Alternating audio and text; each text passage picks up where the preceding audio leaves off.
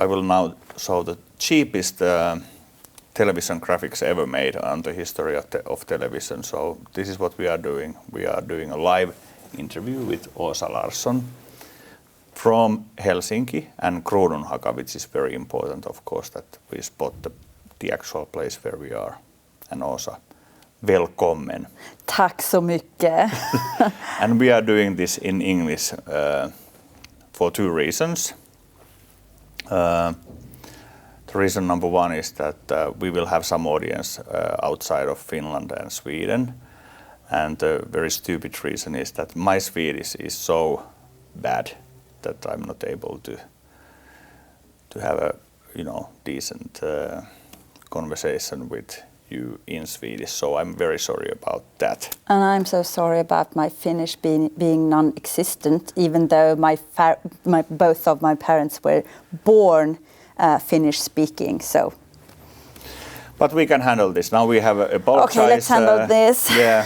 Hey, but about your background, as you said that you just before we started that you have this kind of partly Finnish background, and. Well, yeah, my mother and father, their first language is Finnish because they were born in a back then Finnish-speaking part of Sweden. Mm-hmm. Then my mother moved away to go to school. She and all of her siblings were forced to move away from home when they were 7 to go to school. And after the 7, they only came home for summer holiday, autumn holiday, Christmas, and Easter, which is a kind of tough thing to move away from home when you're at the age of 7.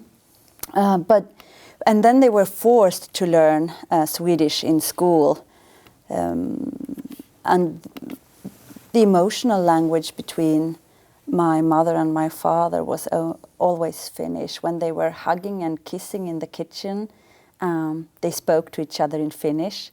When my father sang to me next to my bed in the evenings, and he sang to me in Finnish. So, and my grandmother, who was the most important person in my life, she spoke almost only Finnish, and I have forgotten all of it. Yeah, it's like my Swedish. When I graduated from high school, I spoke Swedish quite fluently, but if you don't use it, then you kind of forget languages. And I never used it. I never talked it. I understood a part of it when it was not. Back then, it wasn't called meänkieli. It's just now that it is. Back then, when I grew up, they all thought in the village that they spoke poor Finnish. So yeah. They were really ashamed of their Finnish accent. Nowadays, it's considered to be a language of its own, meänkieli, and people are really proud of it, those who still are able to speak it.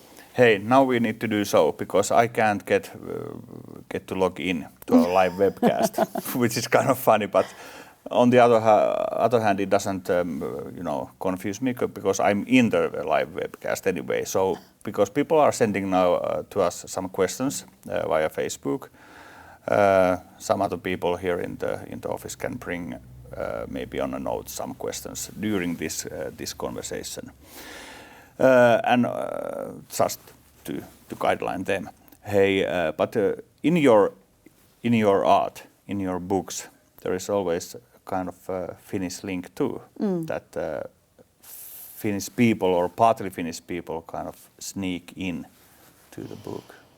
Well, a lot of people in Kiruna, my home town, this small mining community in the northern part of Sweden, a lot of people are Finnish speaking.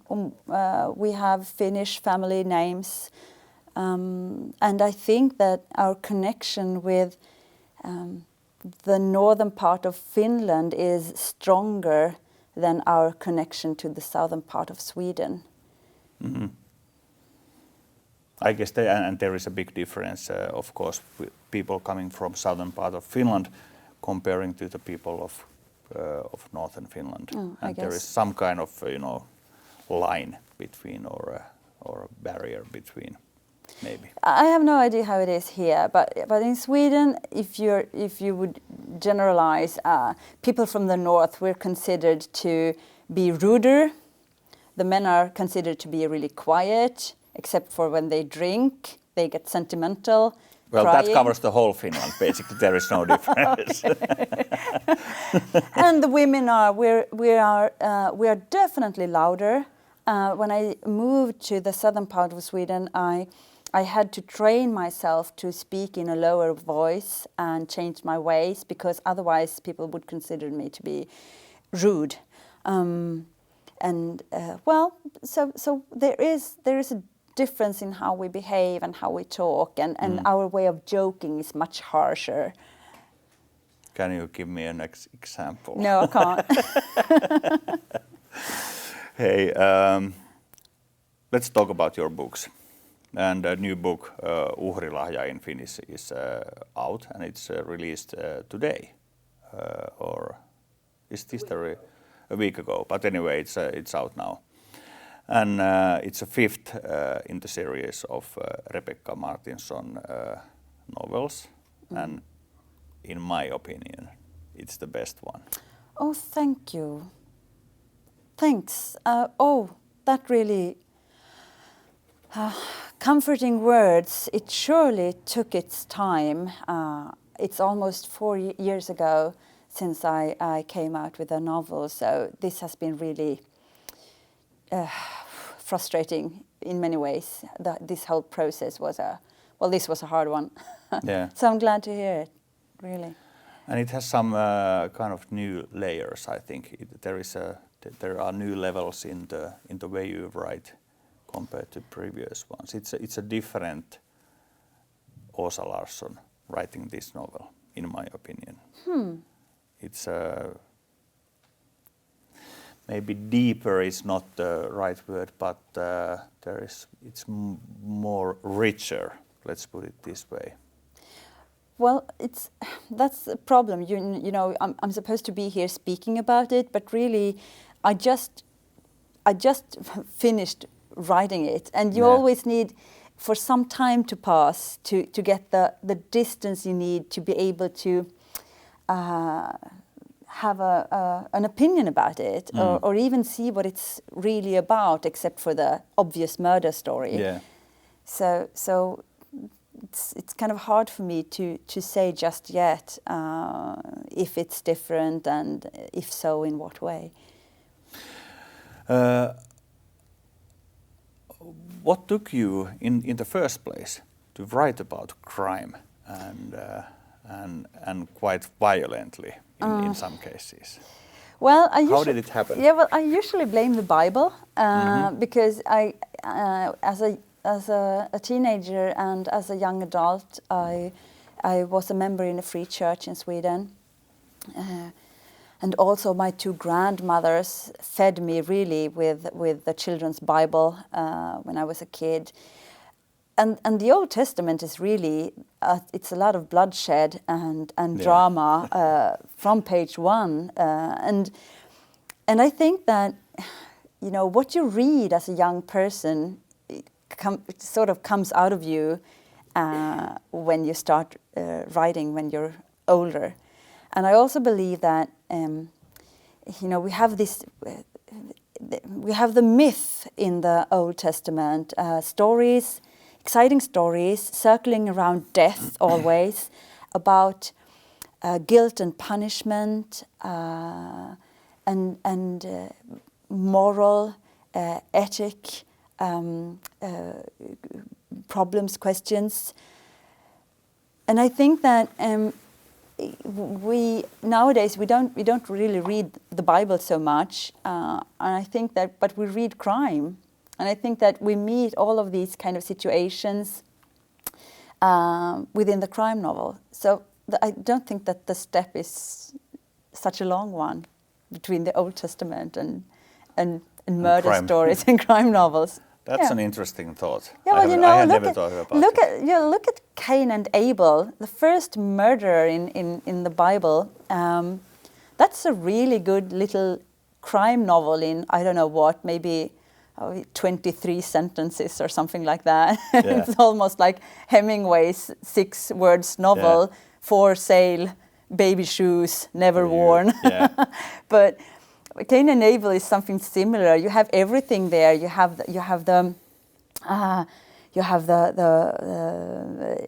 this horrible murder, and also when how he tries to get away with it, saying, "Should I look after my brother?" And God says, "What have you done? Your brother's blood is crying out to me from the earth." And then God sort of turns and feels pity for Cain and put this protection mark on his forehead so that anyone must not kill him when they meet him. And I think in many ways it is a really good crime novel. Yeah.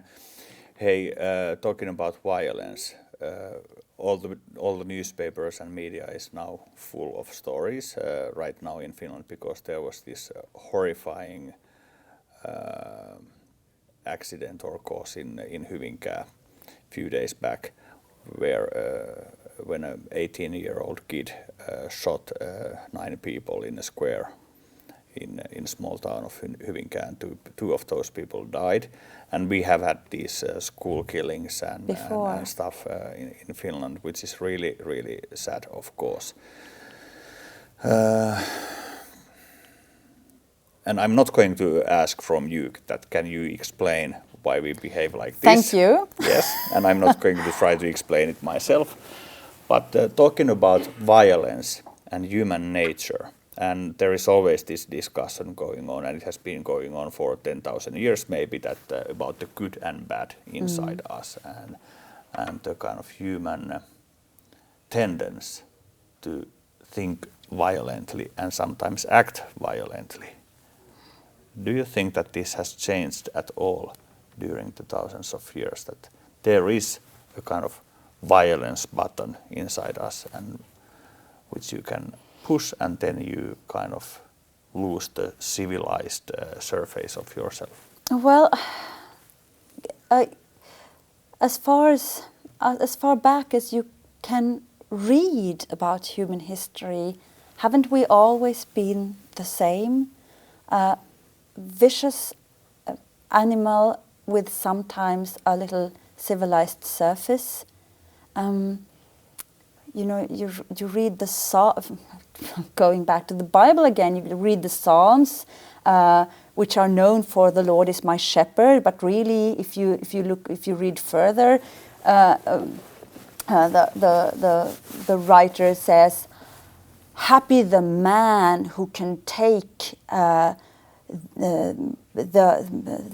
enemy's small children and smash their heads towards the rock." And that kind of violent wish has been, well, inside of us forever. And I think that really what good crime novels are about, and what good literature is about, is that the line between good and evil does not go between man and man, but right through our hearts. Yeah.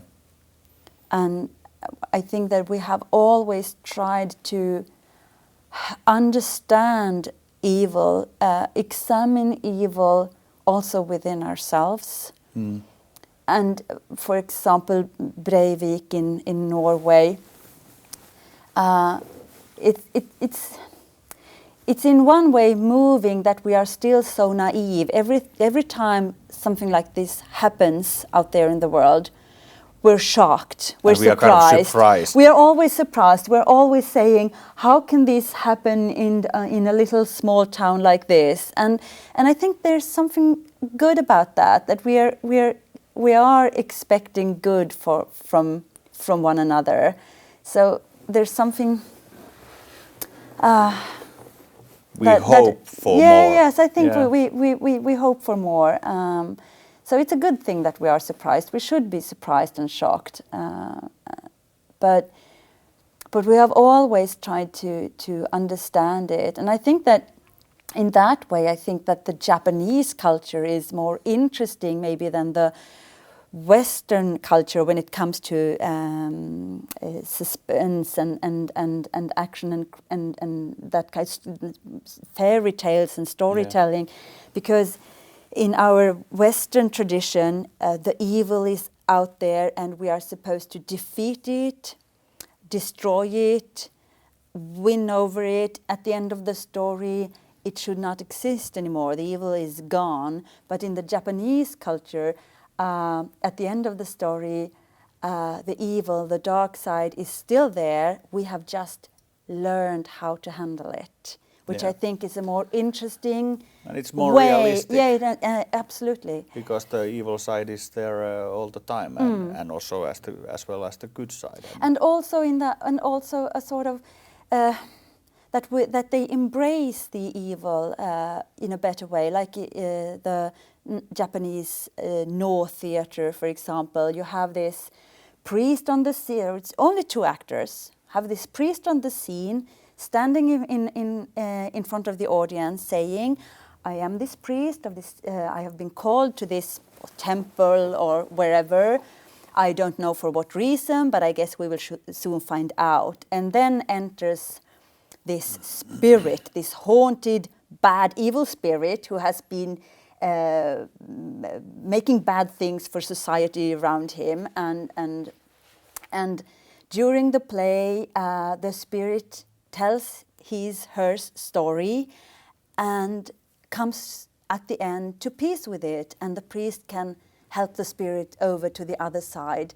So in that way we can identify with this evil, understand it, embrace it, see that things can change and this person can come to peace, which I think it's a beautiful way of storytelling. I have a friend, a Canadian guy who is an officer in Canadian Army, and he has been in couple of wars lately because of the NATO forces, first in Balkan area and then in Afghanistan.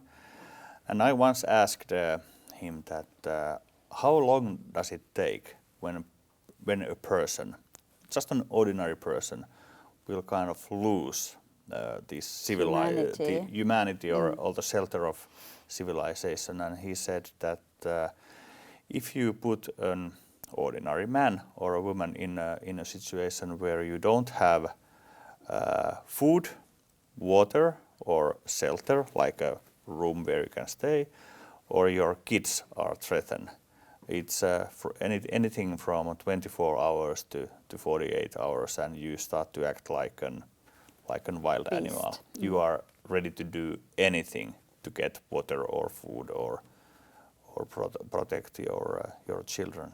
And this is how deep our civilization is. And who are we to argue with him? He's been out there, so yeah. Very and I believe him, and I do too. And it's kind of well, it's not funny, but it's kind of funny that we have built the whole civilization system for thousands of years, and it can collapse in an eye blink. Hey. Now back to your books and to your art. Animals like dogs and wild animals have a really important role in your stories. Why? Oh, well, I'm a big dog lover, so. But you treat dogs really badly sometimes. I know. I kill them off constantly. I think in every book I kill at least one dog. And well, that is a problem. You can kill as many priests as you want, which I've done frequently also in my books. Yeah, well, basically you kill dogs and priests. Yeah, and everybody's totally okay with this priest killing. Yeah. Except for my uncle, who is a clergyman, and he called me up after my second and said, "Now you have to stop this killing of priests." And I promised, okay, I will. But if you kill one dog, you get letters from your readers. So people are really upset with that. I think that it's because they're really innocent, and they have chose. It's an animal who has chose to team up with us humans. Yeah. And they do it so well. Like my dog, for example, it's no secret that his only ambition in life is to eat my food and get my pillow. You know, so in that way, he's a psychopath. Yeah. I love my dog, but he's really, you know, if that was a human being, he would be a psychopath. But he does it so well. He teams up with me. He's always positive. You can be really moody and down, and then you go out running with your dogs in the woods, and it takes you 10 minutes, and your problems have, you know, just disappeared. They can make you so. They have the ability to make us happy, to make us relax. If you pet a dog and strike it, he can't do anything back. He can't give you a massage or anything. He can just enjoy it in such a beautiful way that you just keep on doing it. So and there is an immediate reaction. Exactly, and they are so wonderful creatures. So of course it's very efficient if you're going to write in this genre and create drama and you know, make your reader get emotionally attached and be sad and put them on this emotional roller coaster. Yeah. It's very efficient to kill off a dog now and then. And then I, of course, use other animals too. In this book, I have this scene with a bear, and in the second novel, there was this wolf who wandered all through the book, Yellow Legs, which I really liked her. Yeah. And it's of course the animals have a kind of metaphorical level there, because animals are innocent and they are kind of reflection of how humans behave, because animals behave really, it's pragmatic how animals behave. In the latest novel, not this one but the one before, there was this man who he has a meeting with a bear also in the woods, and that is a very not religious but spiritual moment, and that is actually his meeting with God, I think. So,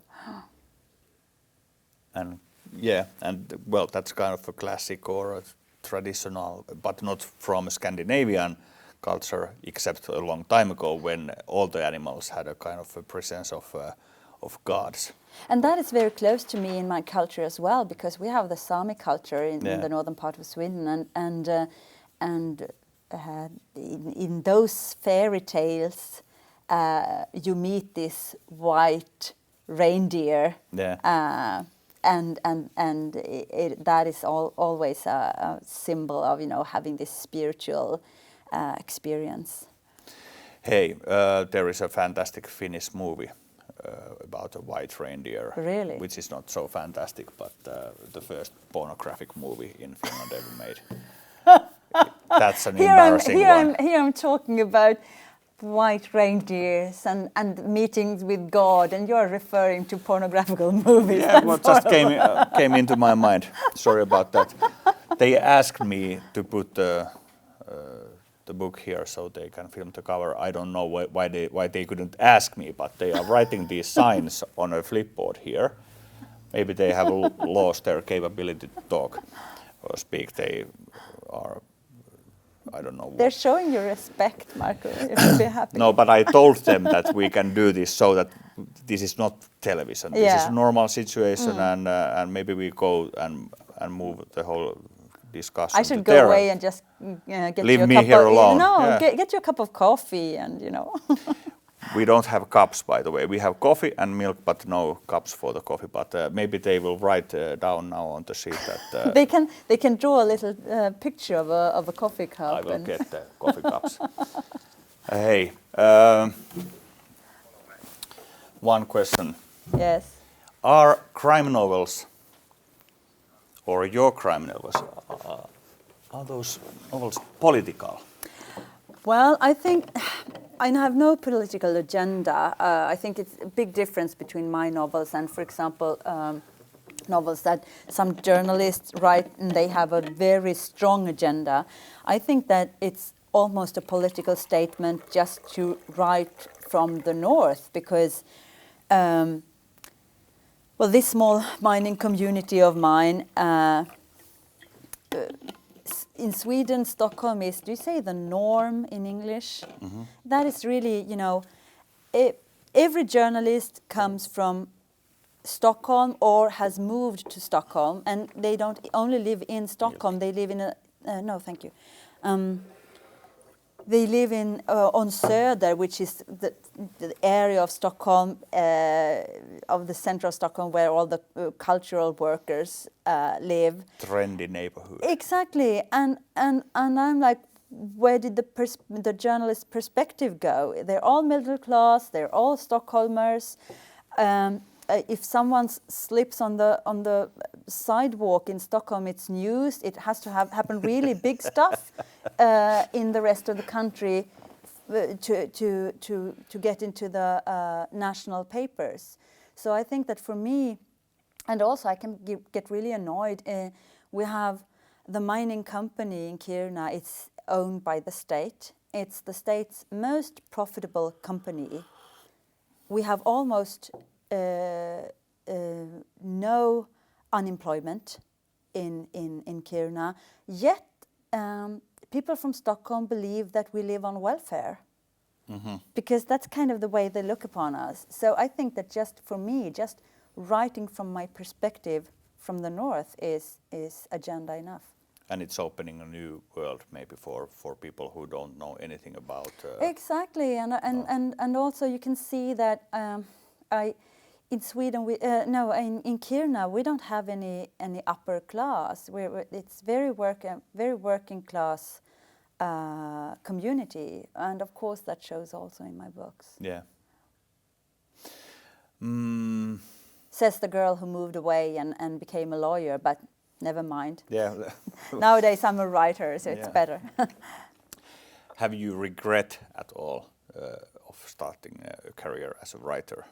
I mean, do you miss the times you were a lawyer? Well, when I'm close to deadline, I'm like, let's just take a job, sit behind as a cashier in the supermarket and never mind this writing business. But, every job has those moments. No, this is my dream job. I can still not believe that I make my living out of, just fantasizing, inventing stories. It's incredible. Do you think the skill of writing is some kind of a gift from some greater power, or is it hard work, or is it both? Both. I think that a lot of writers have a big problem talking about inspiration. If you ask them, they say, no, inspiration has nothing to do with it. It's only transpiration, sweating, sitting on your back, working really hard. But without inspiration, where would we be? I mean, this book, for example, I waited such a long time for it. It wouldn't come. I transpirated. There was sweat and there was, agony. But I couldn't write it because I had no inspiration. I had to wait. And inspiration comes from the Latin word inspirare, which means in the spirit. Yeah. And that sounds, of course, to our modern ears like really religious. It's almost, if you say that I was inspired, it's almost like saying I was, under the influence of the gods. Or, it's sort of, I had this hallelujah moment and I wrote this book, but there are those moments. there are those moments, and I think that you have to just face it if you work with creative stuff, that you are in the hands of that, whatever it is, Yeah. the power of the inspiration. If you don't have a piece of that, well, you're in big trouble. Yeah, I have wrote 2 books myself, which are kind of business entertainment or mind-fucking literature, as I would describe them. The Marko Kulmala genre, Yeah, my own mind-fucking business, what did you call it? business entertainment, Business and entertainment. mind-fucking literature, which is my own genre. Well, that doesn't kind of live. But I know what you're talking about, because during writing of these books, there was a couple of times when you actually hit the kind of flow, this amazing moment that time and place disappears.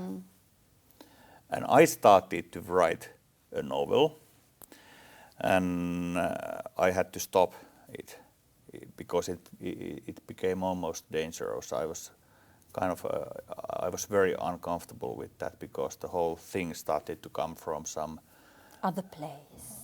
something like that, Yeah. from invisible, and it was really, really scary in some moments, that I wasn't quite understanding that what's happening here. But I'm going to continue it, and I'm going to take the risk and dive into this place, whatever the place is. Yeah, well, good for you. I love that, you know, when my kids are 11 and 13, but just a couple of years ago when they were smaller, I would, you know, because you always have this in your head that you can make stories out of different things, and well, for example, we went fishing up in the north, and we passed this, what is that in English? Myr, wetland, you know, when there are no trees, it's just very wet ground. What do you call that in English? What's that? Swamp? Swamp?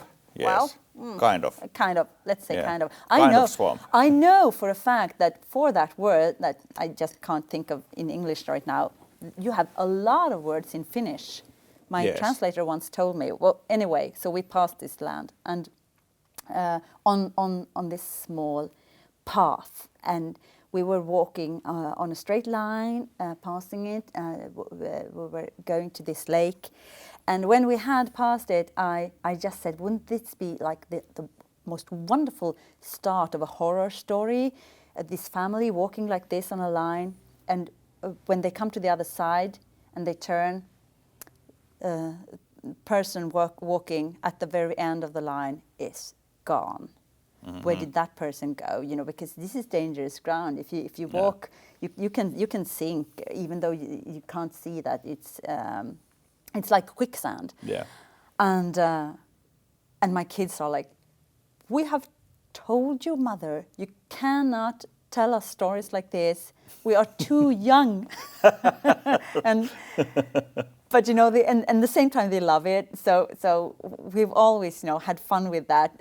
And now they're getting back to me. Now my son is 11. He called me yesterday, saying, "Oh, Ma, can I go home with David after school today?" And I said, "Well, you have to ask Grandma, because I'm going to Helsingfors. So and she's going to make you dinner tonight." And I said, "And David, who's he? Where does he live? In Mariefred, our town, or in the town where he goes to school?" And he said, "Well, no, he lives in Mariefred. Actually, he's 42. He has this house out in the woods, and he says that he has a really nice cellar." And he's really mean to me, and I'm like, "Get out of here!" I think it's just hilarious. I love that. The roles have exactly. Now they're getting upside down. back at me. Hey, you have told us before that there is going to be 6 Rebekka Martinsson novels, and this is number 5. And after number 6, what are your plans after Rebekka? I don't know, but I think that if you do creative stuff, you should know when to quit. That forget the creative stuff part. In life, you should know when to quit something and do something else, and you should have the guts to quit. Yeah. To be able to do something else. So, and I knew from the start that I was going to write 6 books about her and then stop. That was, when I started my first one, I thought, okay, if anyone wants to publish this, I'm going to write 6 books about her. If no one wants to publish it, I'm going to write 3 books about her before I give her up and try and write about something else. And I stuck to that. How has the fact that you became an international bestseller author changed your life? It would be ridiculous to say that it hasn't changed my life, but it's also hard to say what is because I get older and what is because of success. So, but of course, it is great to be able to be a single mother, and I can afford to live in a nice house. We can afford to have a horse. I can take my kids on vacation, and all of that, of course, is good freedom. What money can buy, and of course, no Finnish author, by the way, would say this. Or what would they say? It hasn't changed me a bit. Yes. I'm still the same person. Yes. But they are all liars. Authors are liars by profession. Yeah. No, but seriously, I think that's just stupid. It's like me, I always, coming from this small town up north, I always felt like an underdog. But seriously, at some point you have to stop and realize, but you know what? I am not this underdog anymore. And I can't, if I keep on in my own head imagining that I am one, I will not, because I will allow myself to behave in a way that I'm really not supposed to, An underdog can behave badly because he's no threat to anyone. Yeah. If you have another position in society, you have to be, you have to act accordingly or adequate to that. Am I making any sense here? Yeah, you are. And so success is, and also as a writer, as I said, my last book, it's been 4 years almost since I published a novel, and that freedom is wonderful. To be able to say, okay, this book, it takes time, and it will not happen right now, and to afford to not write any faster than that is luxury, really. Yeah. There is a lot of Swedish crime authors that, lot means that more than in Finland, where we are now, who have made a big international success. You, Henning Mankell, Jan Silu, of course, and the other Larsson who passed away. What Larsson? Yeah. And the question I always get when I travel with the books, it's well, are you related? Because they have no idea that Larsson is a very common name in Sweden. Oh, I was in a bookstore, McNally Jackson bookstore in New York, and they had this stand in the bookstore, and all your books were on this stand, and there was this sign on the shelter, the other Larsson. Yeah, I'm not Åsa Larsson. I'm the other Larsson. Maybe I don't know if I'm supposed to. Maybe you change your name, like the other Larsson. Other Larsson. I love him and I hate him. No. But I think I had a question in my mind, but somehow I lost it. But somehow I started babbling and you forgot. Yeah. Hey. Yeah, you were saying about a lot of Swedish, that there are a lot of Swedish crime writers. And why is that? I have absolutely no idea, but I have some fake answers if you want them. Yeah. Okay, so here's my fake answers. Well, okay, so this is not totally fake. This I think is, we of course have this tradition. Sjöwall Wahlöö in the 60s and the 70s, they wrote this brilliant series, 10 books in 10 years. Because they thought that, it was all then about British upper middle class crime that were very bourgeois, and they had a totally different tradition then. And they wanted a more realistic police novel.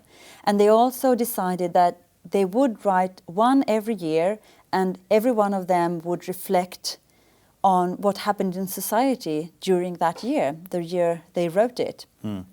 They did it marvelously well, and became internationally well known. And after that came Wallander, Henning Mankell, and a lot of Karin Alvtegen, Lisa Marklund.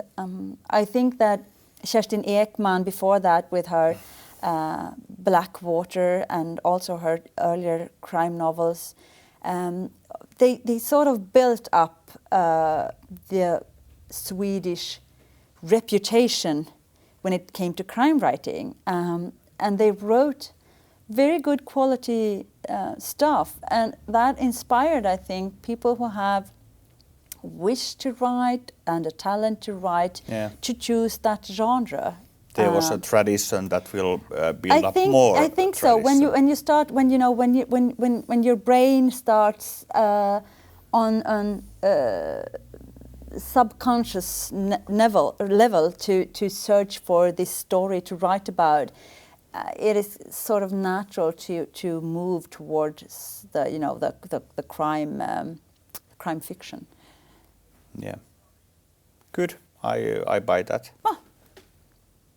Yeah. Good.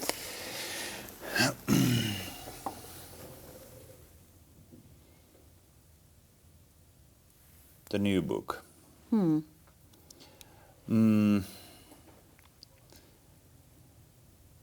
Do you believe in destiny in person's life, that there is this kind of we got a letter? Oh, hurrah! Yeah. I bet it's from my mother who's watching. Yeah. My mother says, "Should I drive Stella to stables or not today?" Yeah, except I can't. Let's see what it says here. Rebecca is a person who chooses her own path and do things in her own way. Is that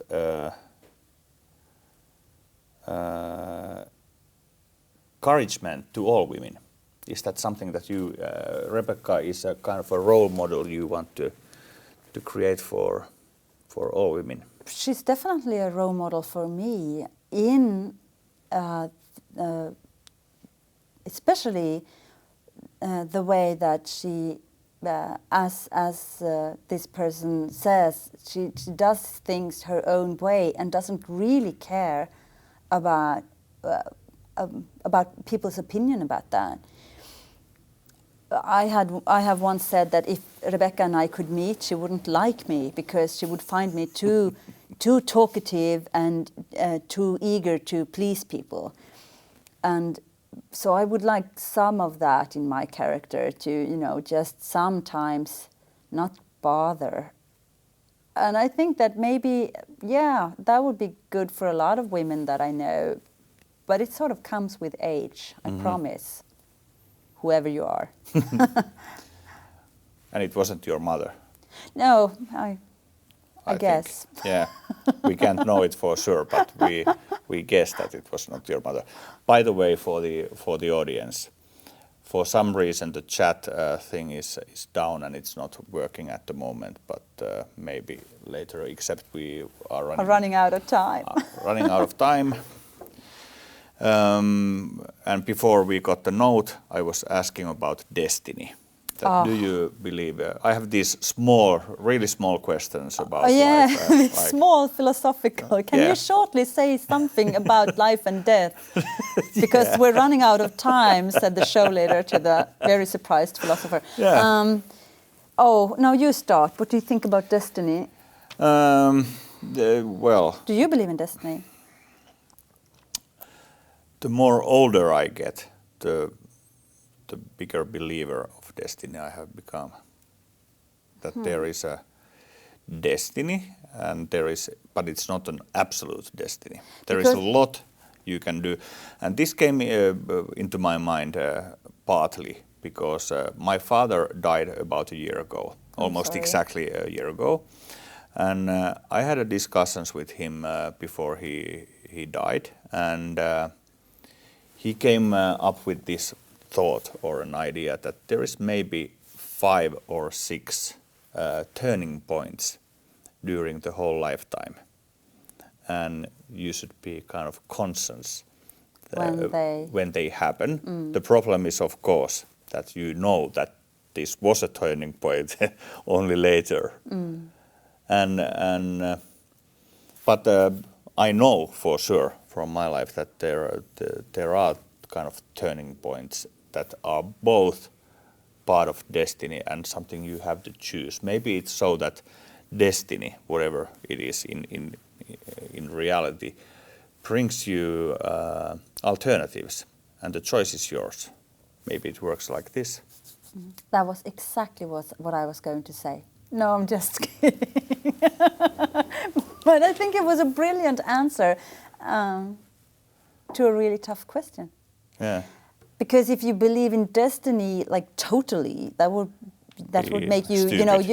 and you would have no responsibility for your actions. And it's dangerous because some of the kind of fundamentalistic movements sell that idea of total destiny, and that gives a weapon for people to control other people's lives. You know what? I think that, going back to this subject of evil, that some like modern the modern society almost have this that relieves people of choice and of responsibility over their actions, because in our modern way of life we tend to always explain evil as, it is because of the way he grew up. It was school. It was he had like a really bad childhood,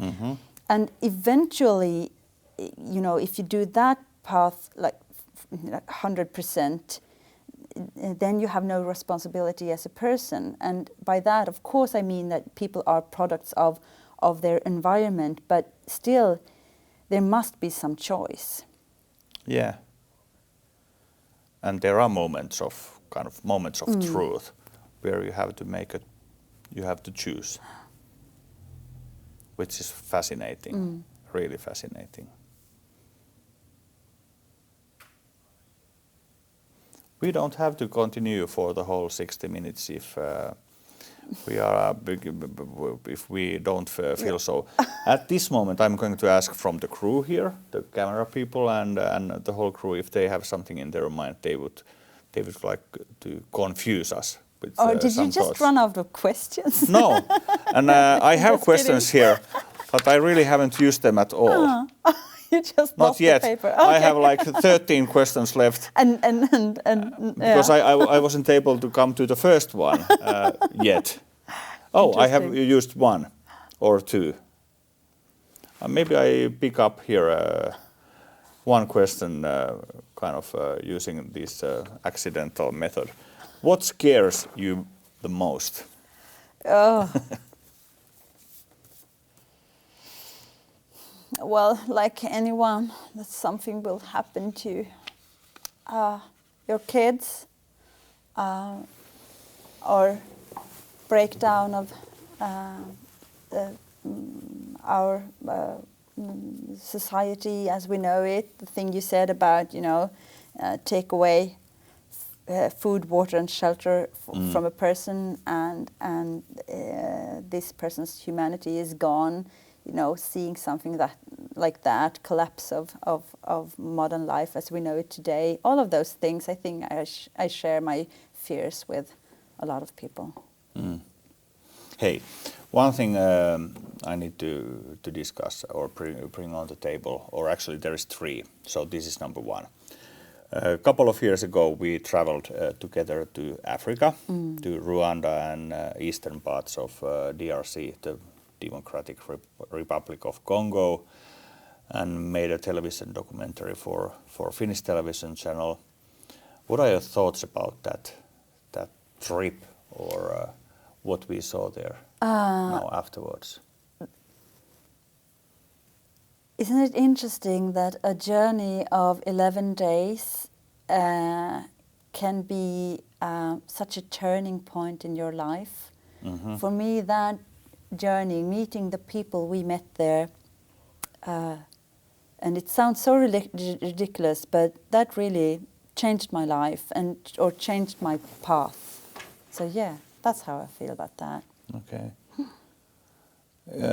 Because I have this, I don't know, maybe it's kind of almost a trauma about the Africa and traveling there, because I hate it and I love it at the same time. I always, when I come back from there, I tell at home that this was the last trip. I will never ever go back there, because the ugly things you can see there and feel there. But the second day or third day afterwards, I start to feel that I need to go back. Yeah, you always want to return, don't you? It's very interesting. I wonder why that is. It's like we know that we originally come from there. And it's there like is it's like coming home, Yeah. going to Africa. And there is this theory that, very few scientists are saying it's true, and most of the scientists claim that it's false. But there is this theory that every single cell in human body carry a memory of that cell, and that's why we get this feeling in certain parts of Africa that this is weirdly like home, because some of our cells have been there already a long time ago. Then, that was the first question, and then the second one. And I promised you that I'm not going to ask about this, but I am, because this is really important topic. Have you promised me to not ask about anything? Zlatan. What is that? Oh, Zlatan. Zlatan Ibrahimovic. Okay. My hero. Yeah. Hey, and there is this fantastic book out, his biography. Have you read it? No. Okay, maybe I can talk about Zlatan here, you can ask me anything you want, but I'm afraid I can't. No, but answer. it's an also. He is a football player, isn't he? I'm just. No, he's an ice hockey player.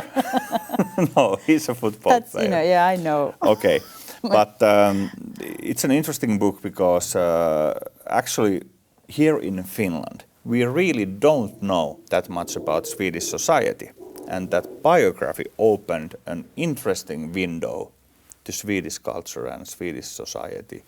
As he told his kind of a growth story from a little kid to professional football player, and that was an interesting kind of guidebook. But that is exactly why I will read this book, because I love that about boxing. I love that about football. That those are in those fields you get these really big class journeys.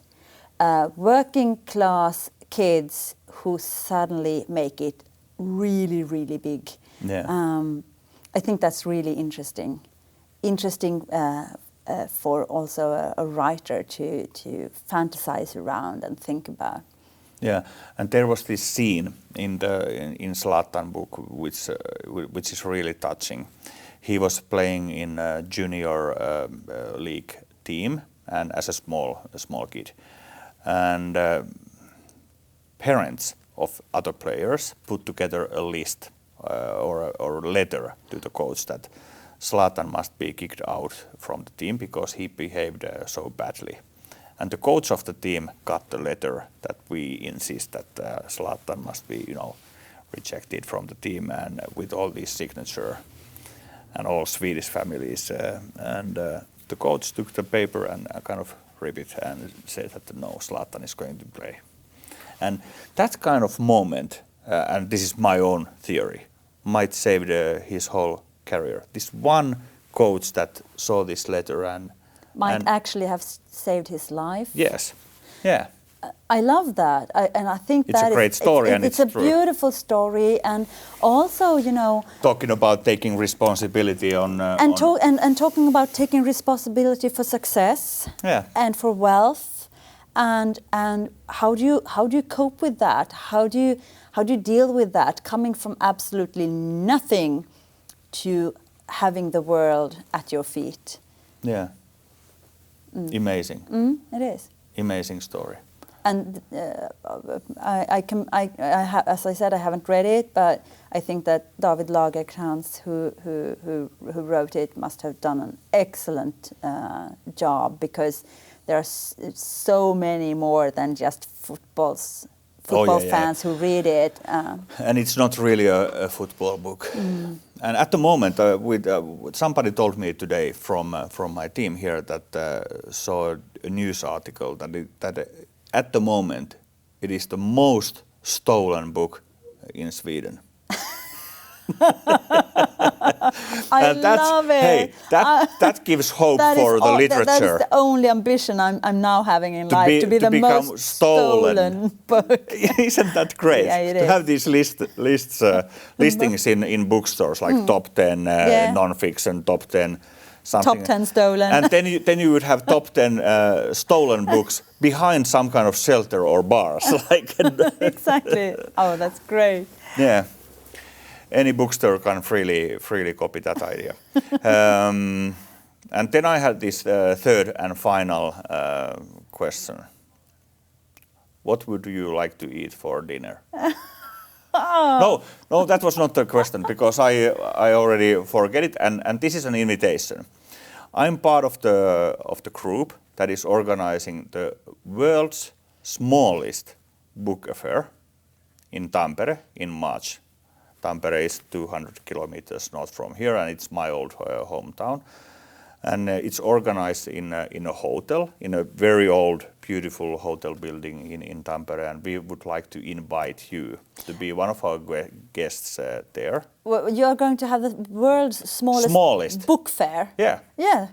So it'll be. Are you also choosing the world's smallest writers? Because no, here is the paradox. I'm only 156 centimeters tall, so that's well, yeah, because then you want to, take so much space in the crowded spots. Then we can very small authors. Keep it really, really small. Yeah.